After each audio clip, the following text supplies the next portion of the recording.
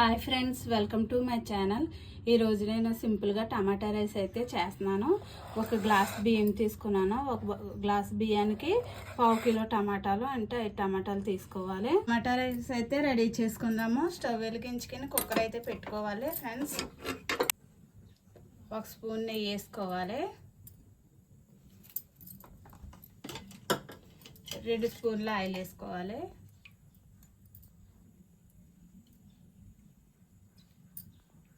Oil అయితే వేడయింది. 2 యాలకులు, 4 లవంగాలు, 1 దాచిన చెక్క వేసుకోవాలి. 1 స్పూను జీలకర్ర కూడా వేసుకోవాలి. ఇప్పుడు 4 పచ్చిమిర్చి చిన్నవి వేసుకోవాలి.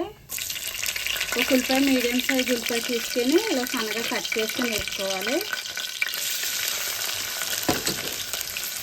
కరివేపాకు కూడా వేసుకోవాలి. ఉల్లిపాయలు పచ్చిమిరపకాయలు ఇలా వేగిన తర్వాత మనం సన్నగా కట్ చేసుకున్న టమాటా ముక్కలు వేసుకోవాలి. ఇలా సన్నగా కట్ చేసుకోవాలి.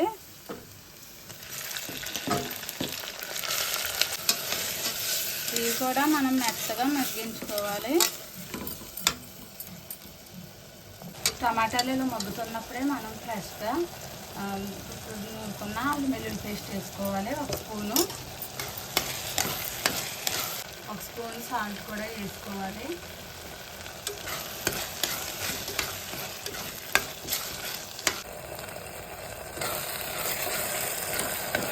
సాల్ట్ వేసుకున్నాక మనం 1/2 టీ స్పూన్ పసుపు వేసుకోవాలి. 1 స్పూన్ కారం వేసుకోవాలి. 1 స్పూన్ ధనియాల పొడి వేసుకోవాలి. 1 స్పూన్ గరం మసాలా వేసుకోవాలి.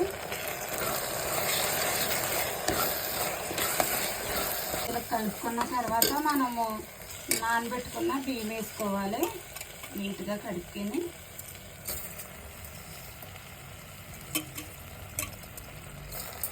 ఇలా రైస్ వేసుకున్నాక 1 నిమిషంలో ఇలా కలుపుకోవాలి. ఈ మసాలాలు ఈ రైస్ పట్టాలి.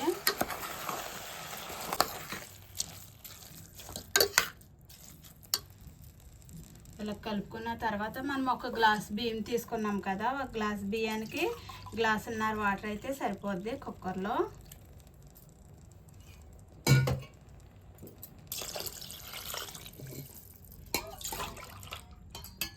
1/2 గ్లాసు ఇలా కలుపుకొని మనం కొత్తిమీర వేసుకోవాలి. ఇప్పుడే మనం సాల్ట్ చెక్ చేసుకోవాలి సరిపోయిందో లేదో. మళ్ళీ రైస్ ఉడికాక చూసుకుంటాం తెలియదు కదా, ఇప్పుడే మనం చూసుకోవాలి. నాకైతే 1 స్పూన్ సరిపోయింది ఫ్రెండ్స్. ఇంకా మనం ఇప్పుడు కుక్కర్ మూత పెట్టేసుకుని ఉడికించుకోవాలి. మీడియం ఫ్లేమ్లో పెట్టుకొని 2 విజిల్లు వచ్చే వరకు ఉడికించుకోవాలి.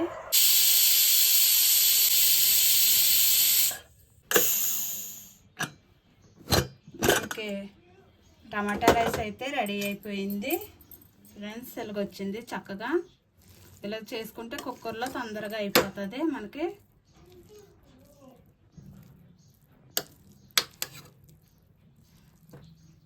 టమాటా రైస్ అయితే ఇలా రెడీ చేసుకోవచ్చు ఫ్రెండ్స్. లంచ్ బాక్సుల్లో కూడా బాగుంటుంది. మనకు అప్పటికప్పుడు చేసుకుంటాకే చాలా టేస్ట్గా ఉంటుంది ఈ పద్ధతిలో చేసుకుంటే. నచ్చితే లైక్ చేయండి, షేర్ చేయండి, సబ్స్క్రైబ్ చేయండి. Bye friends.